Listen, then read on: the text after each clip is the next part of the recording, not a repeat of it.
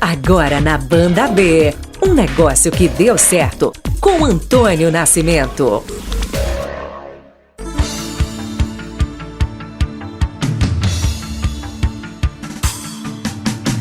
Muito boa tarde a você, meu amigo, a você, minha amiga, que está ligado aqui na Banda B. Estamos chegando na tarde desse sábado com mais um negócio que deu certo. E nesse mês de março nós temos ainda 3 sábados, né, até o fim do mês, e uma homenagem à nossa querida Curitiba, que está completando nesse mês, mais especificamente no dia 29, 331 anos. Nós vamos nos 2 próximos programas, né, durante o mês de março, contar a história da nossa cidade. Vamos trazer aqui personagens relevantes da nossa sociedade, de todas as épocas. E para fazer isso, nada melhor do que 2 especialistas, né, no assunto. Estou aqui com o professor Renato Mocelin e também com o historiador, o professor Renato Mocelin também é historiador, e também com o historiador Felipe Strapasson, né? 2 italianos, né, de origem italiana, que são gente boa e conhecem a história de Curitiba como ninguém, né? Como na palma da mão.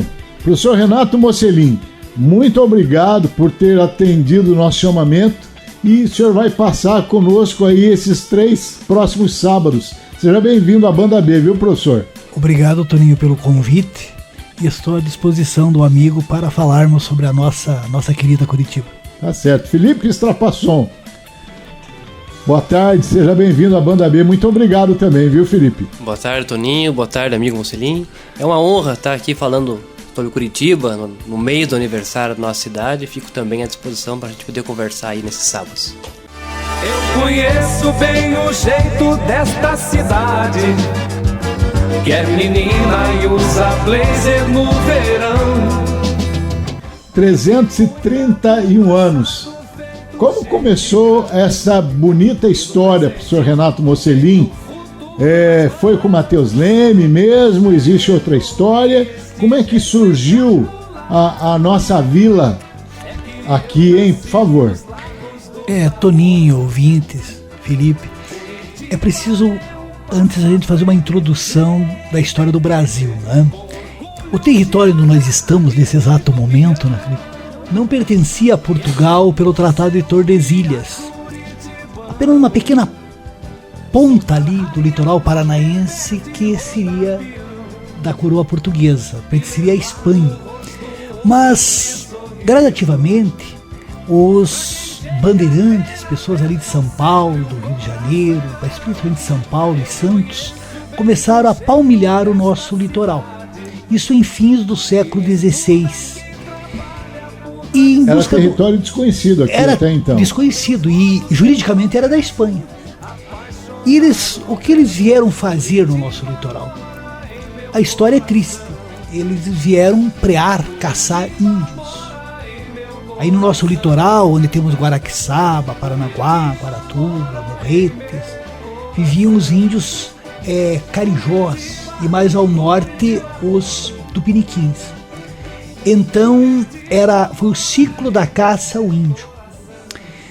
Mais tarde eles descobriram ouro de aluvião nos rios ali do nosso litoral, no Indiaquara, no São João, no Rio Sagrado, enfim, aqueles rios ali. E vão subir a serra e nos campos de Curitiba, né, também nos rios, vão encontrar ouro. Então, o primeiro passo foi a caça ao índio. Depois, a descoberta do ouro de aluvião. E o Felipe pode complementar isso tudo que eu estou falando. Acho que é bastante interessante falar que o indígena conhecia muito bem a terra, né? Então, um dos motivos que levaram a essa caça ao índio foi o conhecimento da terra, né? Que fizeram eles chegarem até a região do Rio Atuba, em Curitiba, como o amigo bem colocou, né? Subindo a nossa Serra da Graciosa e tudo mais, à procura de ouro. Mas a região era muito, muito úmida, muito alagadiça, então eles não achavam, né, o ouro que eles estão procuravam nas margens do rio Atuba, não era só no rio Atuba, mas também na região de Colombo, no rio Capivari, no rio Barigui, procuravam por ali também, né?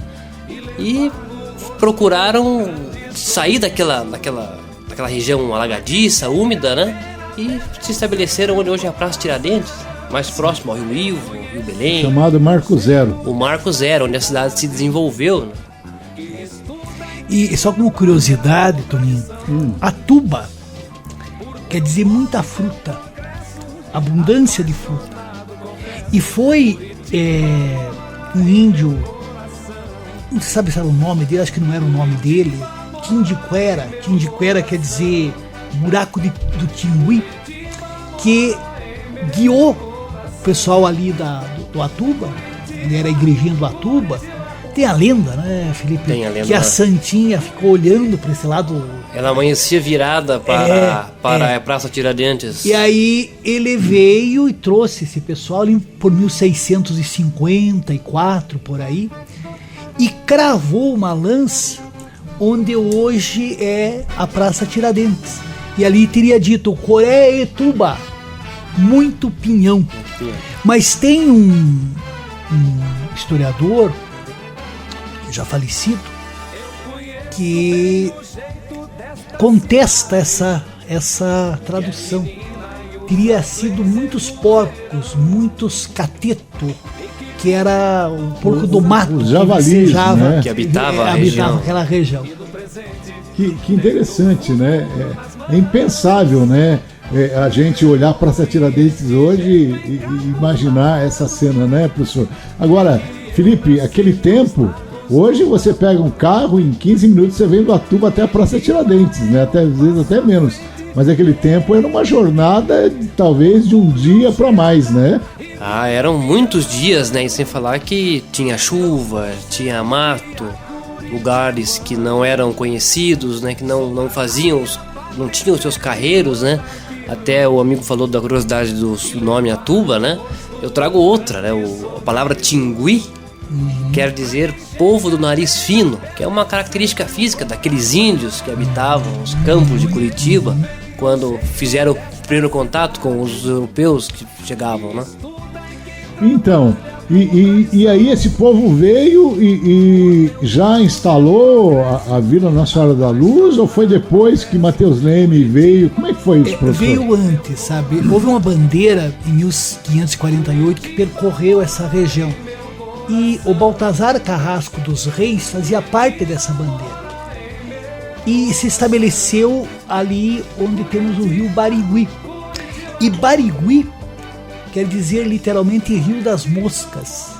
Talvez porque houvesse uma quantidade muito grande desses pernilongos, né? E daí veio esse nome. E ele tinha uma chácara ali no Barigui. O Matheus Martins Leme também vai ganhar uma cismaria naquela região. Porção de terras, porção né? de terras, que eram dadas às pessoas que tinham condições, né? Entre aspas, os homens bons. Felipe, o professor Mocelin falou de Baltazar Carrasco dos Reis, que hoje nós temos uma rua ali no bairro Rebouças, né? As pessoas às vezes passam ali, olham o nome da rua, procuram o endereço, mas não sabem quem foi esse homem. Quem era Baltazar Carrasco dos Reis? O Baltazar Carrasco dos Reis era um bandeirante paulista, né? Que junto com Matheus Leme, Leodoro Ébano Pereira, Gabriel de Lara, desbravaram as terras aqui os campos de Curitiba, a região do Rio Arraial, em São José dos Pinhais, procura de índio, procura de ouro. Então, é nessa época, como o amigo falou, que os bandeirantes estão desbravando os campos de Curitiba, né? Ele é dessa época. Tá certo. Depois dessa primeira expedição, vamos colocar assim, professor Mocelin, como é que foi se desenvolvendo, ou vieram outras expedições? Como é que foi isso? Veja bem, Paranaguá já havia sido fundado pelo Gabriel de Lara. Então nós tivemos lá a fundação da Vila de Paranaguá. Em 1668 foi erigido o Pelourinho aqui em Curitiba. Só que não foi criada a Vila de Curitiba. Em 1693, a população reclamava bastante, né, Felipe? Havia muita violência, não havia uma autoridade constituída, então nós vamos ter a fundação, né, da Vila de Curitiba, 29 de março, né, com o Mateus Martins Lima, que já era uma pessoa de uma certa idade, quer dizer, tinha uns 70 anos, 71 anos, quando isso aconteceu. Então, quando Curitiba foi fundada, Felipe, já havia uma vila, um vilarejo aqui, uma população, uma colônia aqui estabelecida? Havia, mas como o amigo bem colocou, Paranaguá já existia. E todo o corpo judicial, de justiça, delegacias, eles estavam em Paranaguá. Então era muito difícil, às vezes, se deslocar até Paranaguá, né, para ter as suas atas, os seus documentos, né? Então era preciso que se criasse a justiça aqui, serra acima. E como o amigo bem colocou, no dia 29 de março foi fundada a vila e no mesmo ato feita uma eleição, né, para estabelecer os juízes, homens bons, né, como era na época, né? Eram os homens bons, é assim que eram chamados? Né? Os homens bons, os homens de posse. E aí, professor, se estabeleceu um governo então em Curitiba? Sim, vai ser criada uma Câmara Municipal, né? Mas eu diria que... Aonde que foi instalada a primeira Câmara Municipal, fisicamente? Fisicamente eu acho que ali no São Francisco, né, Felipe? Eu não sei direito. A primeira mesmo. A primeira Câmara, ela foi na região onde fica o Palacete Wolff, ali. Provisoriamente, bem no Lago da Ordem ali. E veja, nós vamos ter a vinda do Rafael, o Vidor Pardinho. Rafael Greca, né? Não era o Rafael Greca. É o Pardinho. O Vidor Pardinho. Rafael Pires Pardinho. 1721. 1721. E aí que passam a chamar de Curitiba mesmo. Antes era a Vila de Nossa Senhora da Luz de Bom Jesus dos Pinhais, né? E ele vai dar um provimento, vai estabelecer regras de como a cidade deveria se organizar. Uma série de dispositivos, como as casas deveriam ser construídas, como a rua deveria ser traçada. Sistema de quadras também. Sistema de quadras. Criou um plano diretor da cidade. Inclusive, então. Um plano diretor, exatamente. É o primeiro, né? Foi o primeiro. O primeiro plano. O livro de correções e provimentos. E também havia um problema sério que os porcos ficavam assim, perambulando sem que as cercas os detivessem. Então, muitos prejuízos aconteciam, né? Era comum ali na praça, onde temos a catedral, que as vacas dormissem por ali. E imagine numa noite escura, né? O sujeito vinha, tropeçava numa vaca ou então pisava em dejetos que proliferavam, onde as condições higiênicas e sanitárias eram das piores, né? Inclusive a canalização de alguns rios também foram previstos pelo ouvidor Pardinho, né? Até porque o esgoto das casas ia no rio. E nós temos dois rios importantíssimos, né, Toninho?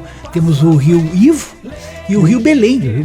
E temos uma quantidade muito grande de córregos. De córregos que vão cortar Curitiba sendo o centro a sul, a norte. Sim, agora, o Felipe, me diga uma coisa. Vocês estão falando que havia já um vilarejo. Essas pessoas vieram de onde? Foram trazidas por alguém? Como é que é isso, hein? Não, essas pessoas, elas vinham da família dos bandeirantes de São Paulo, né? Eram paulistas, né? Geralmente da região de São Paulo, dos campos de São Paulo, de Piratininga, da onde era o Mateus Leme, da onde era o Baltazar Carrasco dos Reis. Então eles, muitas vezes quando eles vinham nessa caça ao ouro, eles traziam as suas famílias. E como é que foi dividir espaço com os índios que aqui estavam?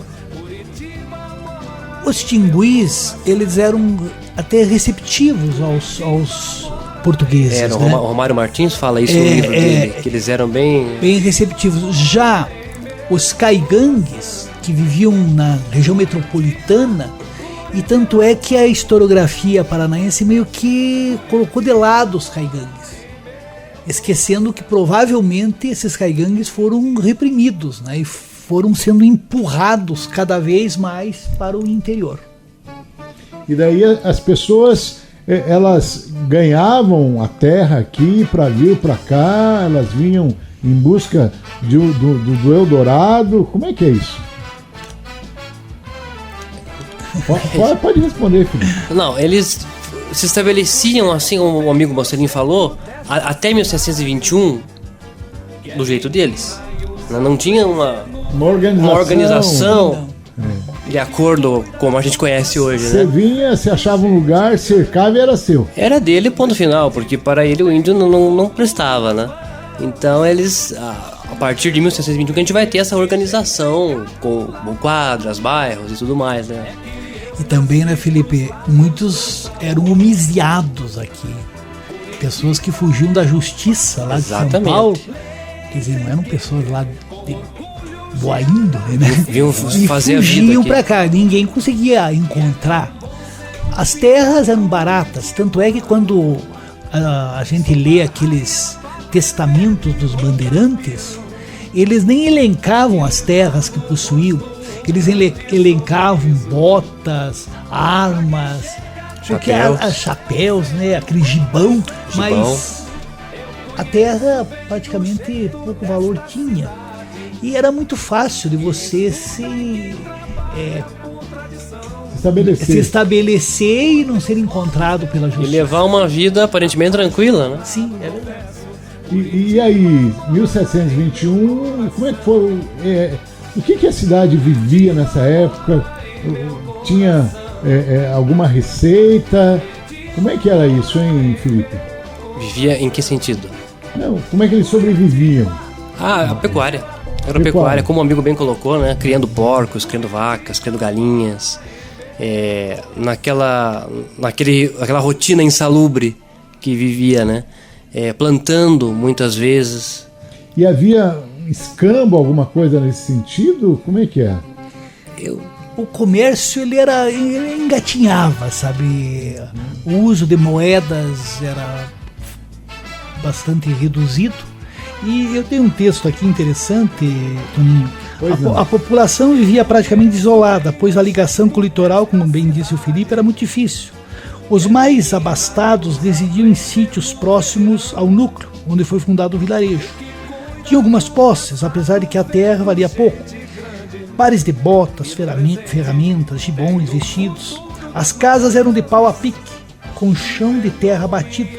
Um mobiliário tosco, as vestimentas caras e para poucos. Era uma sociedade em que predominavam os errantes arraialados, gaúchos, nômades, mestiços, índios amansados. Em síntese, uma multidão de maltrapilhos, chamados depreciativamente de pés rachados, porque andavam descalços. Né? Que barbaridade! Então era uma coisa assim... tipo a gente vê na TV, Velho Oeste mesmo. Era uma situação bem precária, bem precária. E aí, quando essa gente ficava doente, Felipe? Muito hospital não tinha, né? A fé ou levava para algum índio curandeiro. Os índios conheciam propriedades medicinais e muitas plantas. Muitas plantas. Então o branco aprendeu muito com o índio. Inclusive a tomar banho, né? Tomar banho. E havia entre os índios assim um conhecimento de uma medicina, uma farmacopeia que o branco vai assimilar. Pra você ter uma ideia, quando da passagem do Vidor Pardinho por aqui, Curitiba tinha 1.100 habitantes.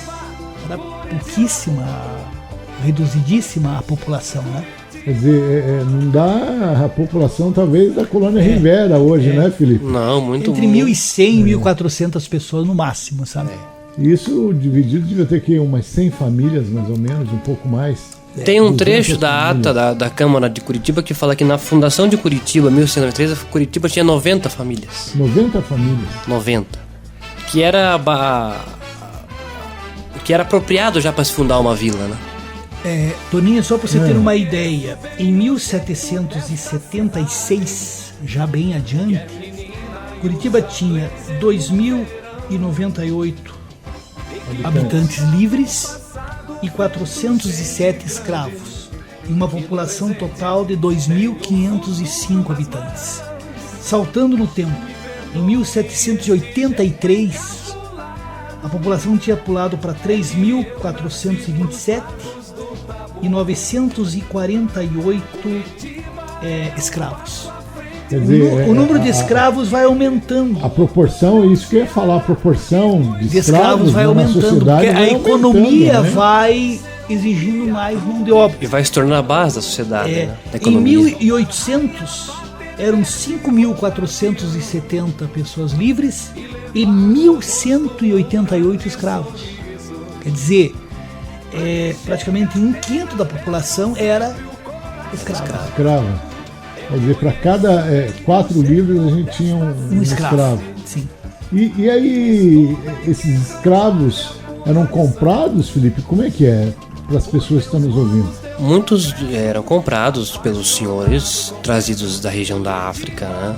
Os navios, enfim. Porque até tem uma questão bastante psicológica aí, que o pessoal fala que o africano é mais rentoso para o trabalho do que o índio, né? Claro, muita gente discute isso aí ainda, mas eles eram comprados da África, vinham do Rio de Janeiro, né, para cá, Santos, eram todos trazidos para cá.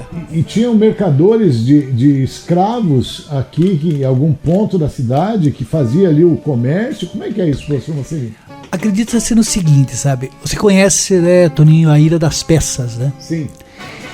Os escravos eram trazidos até a ilha, essa é uma das versões. E ali os cativos eram chamados de peças.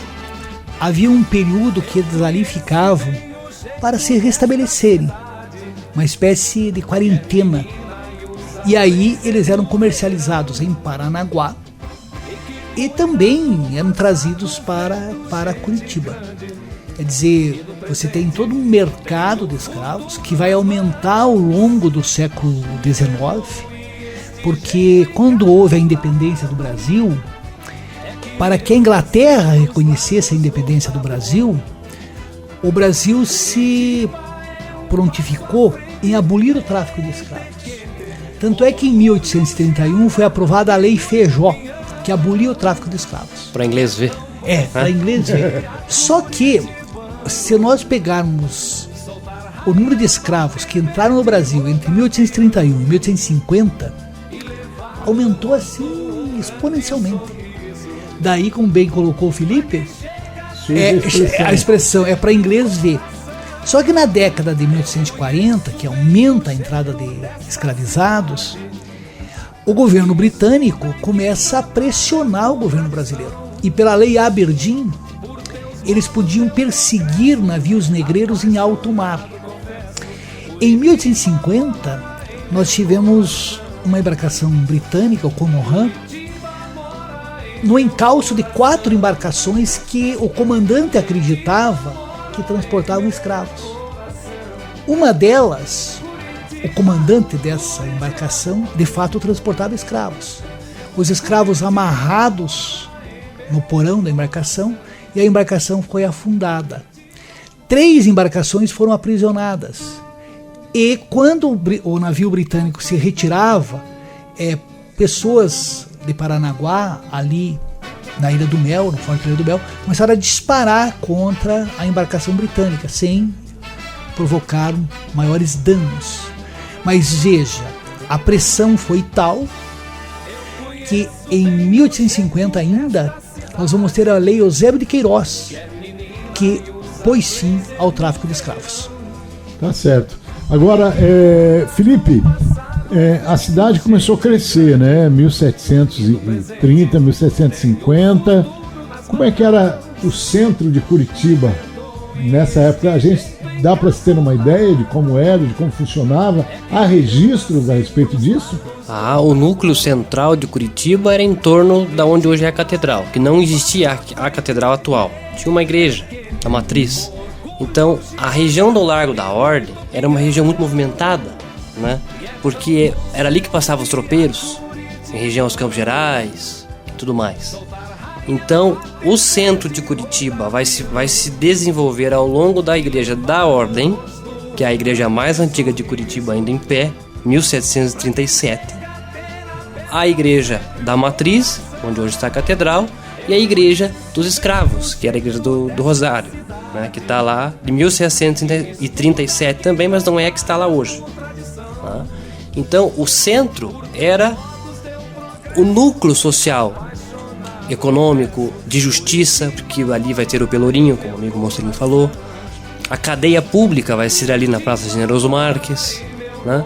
Aí, mais tarde, mais no século XIX, vem a prefeitura, ali onde é o Paço Municipal, né? Então, todo aquele núcleo social, econômico, populacional, ele vai se dar em torno do Largo da Ordem.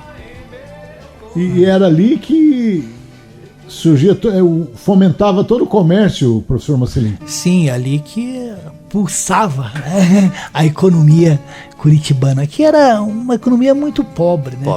O professor Carlos Antunes, já falecido, que escreveu sobre a história econômica do Paraná, ele coloca bem que o Paraná era uma economia periférica, né?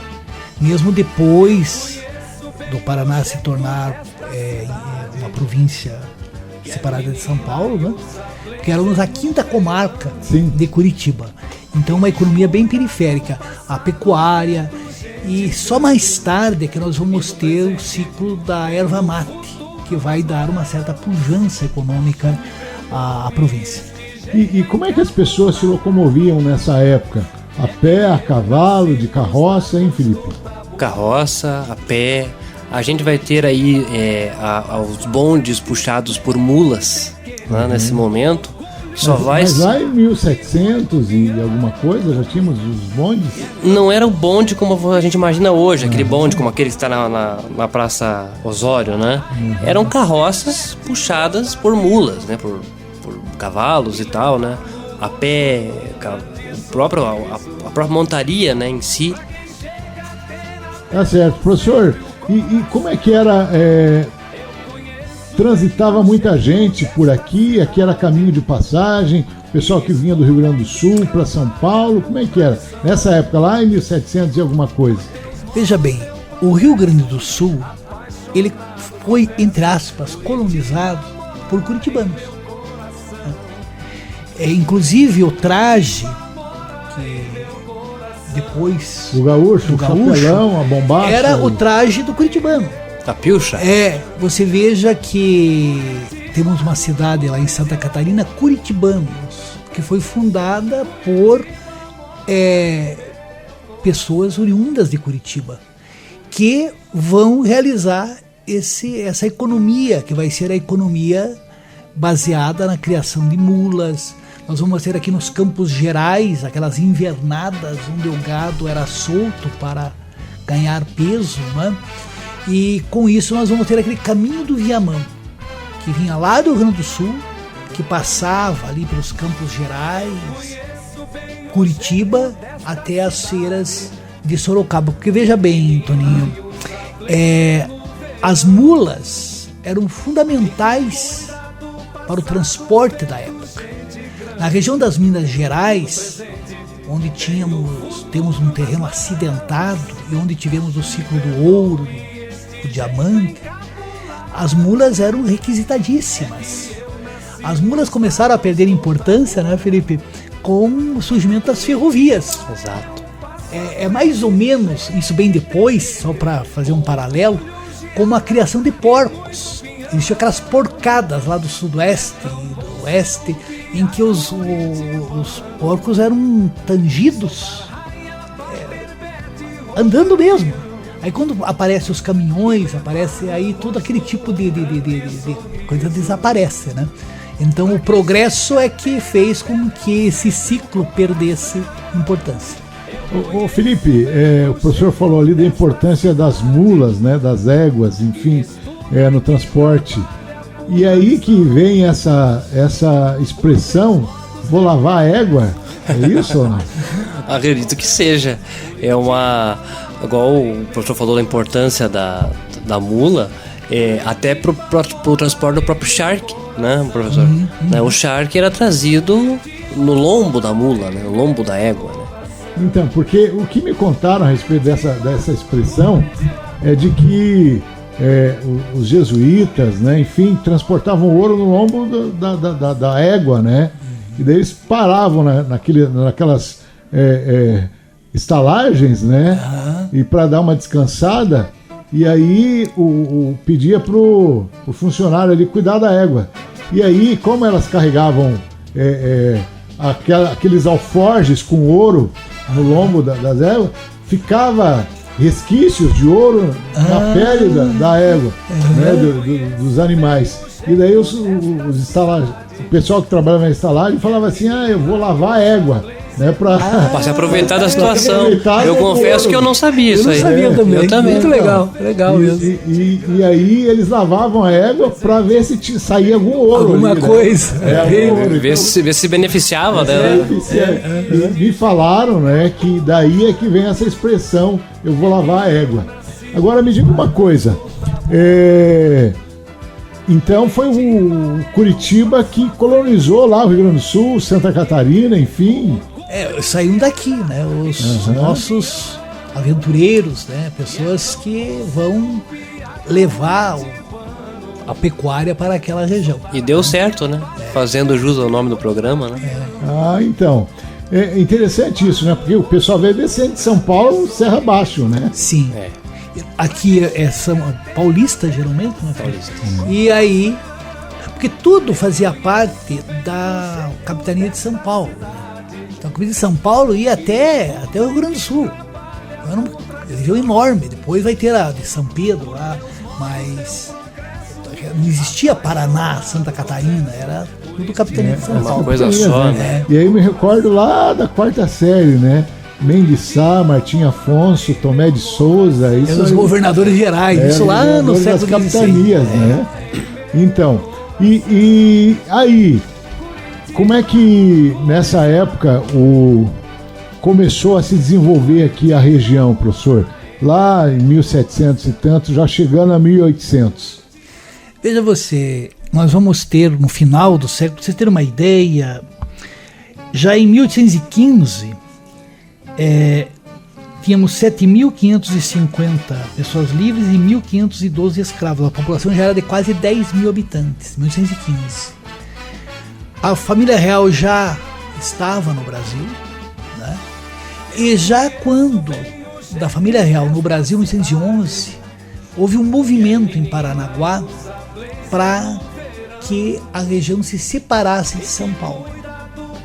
Em 1821, o capitão Bento Viana, tem a rua, né? Tem a rua, aqui Nova Verde. Floriano Bento Viana, ele tentou instigar o juiz que veio de São Paulo para cá, nomeado pela coroa portuguesa, que era necessário a emancipação.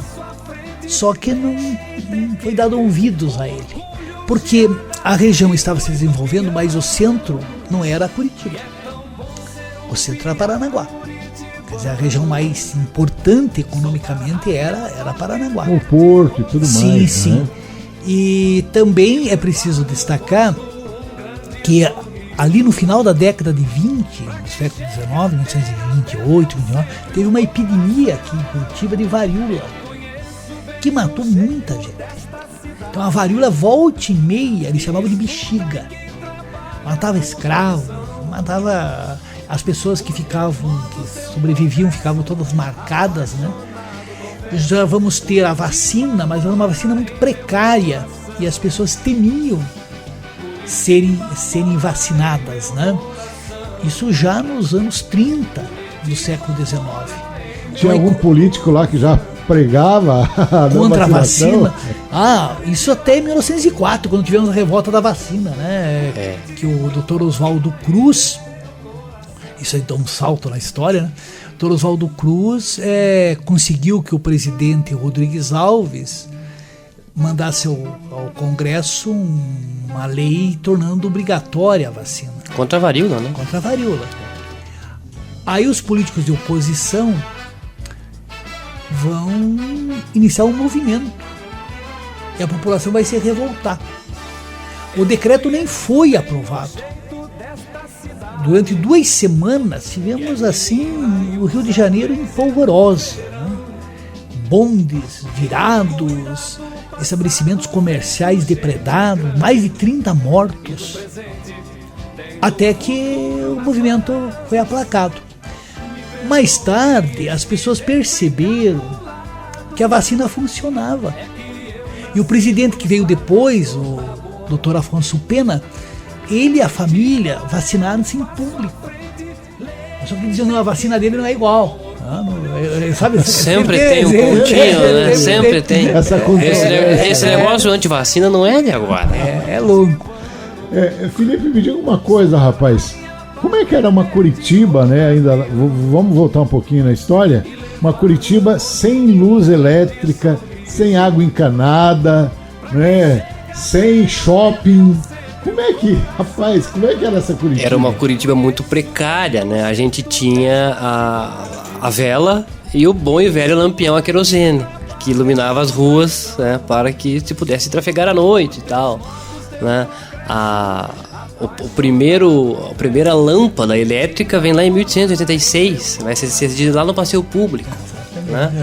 Foi feita uma festa para acender a primeira lâmpada de Curitiba, né? Então a questão da água é uma questão muito insalubre. A região do Passeio Público, onde tinha o Passeio Público, nosso primeiro parque, era uma região muito suja, dejetos passavam por ali e tudo mais. João Então, Alberto era o proprietário da área ali, né? Ali, aquele terreno ali, quem financiou aquela obra foi o comendador Fontana, o Francisco Fassi Fontana, que era casado com a filha do Agostinho Hermelino de Leão, a dona Maria Dolores, né? Então, o presidente da província do Paraná era o Alfredo Toné, o presidente Toné. Ele que vai dar a ideia de você sanear aquela região e fazer um parque. Porque ali passa o rio Belém. Belém. O rio Belém. Hoje ele é poluído, ele é sujo. Imagine isso há 200, 300 anos atrás. E havia um problema, né, Felipe, que ali a água acabava atingindo as casas. Alagava. Quando chovia, então... E era comum... Quando a água voltava ao leito normal, cobra dentro de casa, sapos, barata. E aí então houve essa ideia de sanear, né? O passeio público. É o nosso parque mais central e o mais antigo, né? Inaugurado no dia 2 de maio de 1886. Gente, nessa época, lá em 1700, já virando para 1800, quem eram as personalidades, os vultos de Curitiba? Veja, nós tínhamos o Paula Gomes. Francisco de Paula Gomes. Tivemos também lá a família Correia, Manuel Correia, lá de Paranaguá. O Barão de Antonina, José da Silva Machado. Foram os homens que estiveram na linha de frente, né, Felipe? Para que houvesse a emancipação política da Quinta Comarca. O próprio Marquês do Paraná, sim, que mais tarde vai... E quando houve a criação da província do Paraná, mas só que antes, o Paraná foi prejudicado, sabe, Toninho? Porque Cananéia e Iguape faziam parte da Quinta Comarca. Os paulistas, quando perceberam... Vamos fazer um levante aqui, então. Vamos porque são bonitos os dois. Você repare, Toninho, que o litoral do Paraná é muito pequeno, comparativamente ao de Santa Catarina, de São Paulo e mesmo do Rio Grande do Sul. O que os paulistas fizeram? Eles diziam, não, é irreversível a emancipação dessa região. Então vamos fazer uma reforma administrativa. E quando Curitiba emancipou, já não era mais a Quinta Comarca. Já haviam tirado Cananéia e Iguape, que passaram a fazer parte da comarca de Itapetininga. Então, quando em 1853, em agosto, vamos ter a lei, foi em agosto, não lembro o dia, mas 29 de agosto. 29 de agosto, que o imperador assinou, né, a criação da província do Paraná. Aí, a curiosidade, né? Por que Paraná? O rio Paraná fica distante. A maioria das pessoas de Paranaguá, de Curitiba, não sabia onde ficava esse rio Paraná. Muitos nem conheciam. Nem conheciam. O lógico seria que a província se chamasse Iguaçu, né? Ou então mesmo Curitiba. Só que à época estava sendo criada uma outra província, que era do Amazonas. E os figurões do Império acharam o seguinte: não, vamos colocar nome de rio. Amazonas, Paraná. A elite daqui estava tão empolgada que nem deu importância. Quer dizer, o nome não importa, né? Que seja Paraná, que na verdade escrevia-se Paranã. Com tio. Com tio. É grande como o mar, né? Grande como o mar. E o Zacarias de Góes Vasconcelos, que veio para cá como presidente da província, ele era um homem culto, estivera na França. A dona Carolina, sua esposa, era sofisticadíssima. Eles ficaram um tanto quanto preocupados, porque o centro de Curitiba era uma coisa medonha, né? Assim, a iluminação era precária, existiam 2, 3 ruas calçadas só, né, Felipe? Lamaçal, saparada, era a cidade dos sapos, né? Porque o que tem de córrego aqui é uma coisa incrível. Diz que era sapo coachando aqui, acolá, e houve uma disputa, porque Paranaguá tinha uma população maior que Curitiba. Pois é, isso que eu queria perguntar, né? E era mais velha, já estava instalada a cidade lá, né?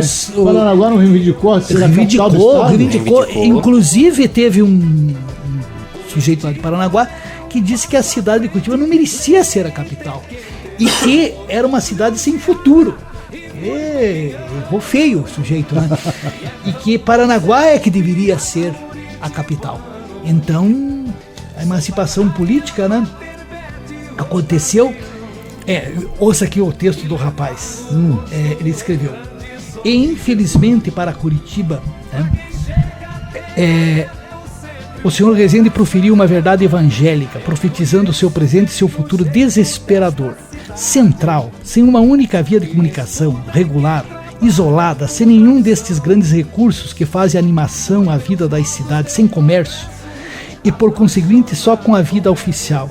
Devia, apesar do pomposo vaticínio que lhe otorgou o excelentíssimo conselheiro Zacarias, não passar do que realmente é, uma cidade sem significação.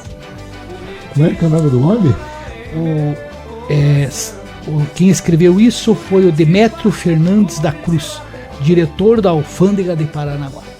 Pena que ele não viveu pra ver, né, Felipe? Pena que não viveu pra ver, né? Pois é.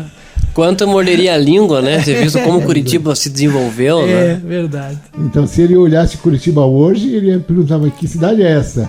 Exatamente. Teve até uma questão estratégica, né, professor Marcelinho? Sim. Por Curitiba ter sido a capital do Paraná, porque ela estava entre o litoral e os Campos Gerais, né? Sim. Que eram as duas fontes de economia. Teve até uma proposta que era para ser Guarapuava, só que estava muito distante. Né? E teve a ideia de Castro também, né? Teve gente que queria que fosse em Campo Mourão, porque diz que é bem no centro do estado. Isso mais tarde, né? Isso vai ser mais tarde, né? Rapaz, quanta história, né? Professor Mocelin e Felipe, olha, tá muito bom o papo, mas nós temos que terminar, né? Porque senão o pessoal aí que tá com a programação aí a seguir, o pessoal vai ter que ficar esperando. Eu acredito que pelo conteúdo aqui, eles até ficariam dentro do estúdio aqui, ouvindo a gente falar, né? Mas a gente tem uma programação, mas eu quero convidá-los para que sábado que vem a gente retome essa conversa, tá bom? Tá combinado, professor Mocelin? Estaremos aqui. Muito obrigado. Felipe? Da mesma forma, estaremos aqui. Muito obrigado. Gente, olha, convido você para sábado que vem não perder, viu? Porque a gente vai continuar essa história pelos anos aí, né? Pelos séculos, contando a história desde os primórdios, como nós começamos hoje, até a Curitiba de hoje, tá bom? Muito obrigado pelo carinho da sua audiência, uma boa tarde a todos, fiquem todos com Deus. Apaixonado, confesso, Curitiba mora em meu coração. Curitiba mora em meu coração. Curitiba mora em meu coração. Curitiba, Curitiba mora em meu coração. A Banda B apresentou Um Negócio que Deu Certo, com Antônio Nascimento. Até o próximo sábado.